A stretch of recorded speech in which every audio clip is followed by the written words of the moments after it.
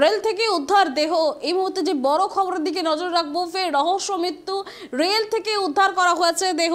ট্রেনের কামরায় উদ্ধার ঝুলন্ত দেহ। ডাউন মুম্বাই মেলের ট্রেনের কামরায় বাথরুম থেকে উদ্ধার দেহ। এই নিয়ে বিস্তারিত কথা বলবো। টেলিফোন লাইনে আমাদের প্রতিনিধি সৌরভ সর্দার রয়েছে। সৌরভ, এই ব্যক্তির নাম পরিচয় কি, কিভাবে এই ব্যক্তির মৃতদেহ উদ্ধার হলো, কি জানা যাচ্ছে?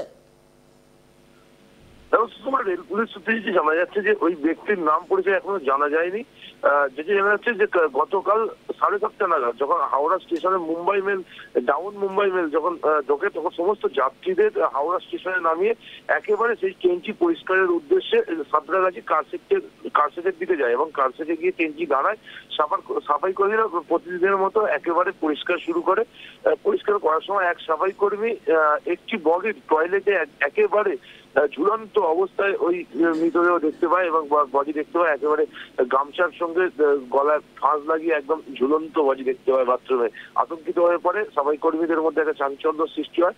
ঘটনাস্থলে এসে পৌঁছায় জিআরপি এবং মৃতদেহ উদ্ধার করে একেবারে ময়নাতদন্তের জন্য পাঠায় এবং তার পাশাপাশি তদন্ত শুরু করে যে কিভাবে এই ঘটনা ঘটলো।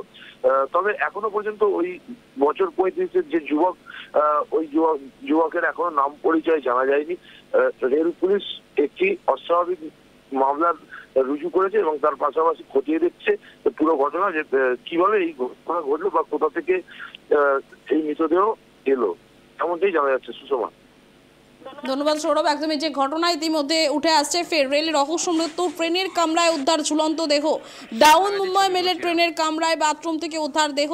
ট্রেনের কামরায় যুবকের ঝুলন্ত দেহ উদ্ধার ঘিরে চাঞ্চল্য।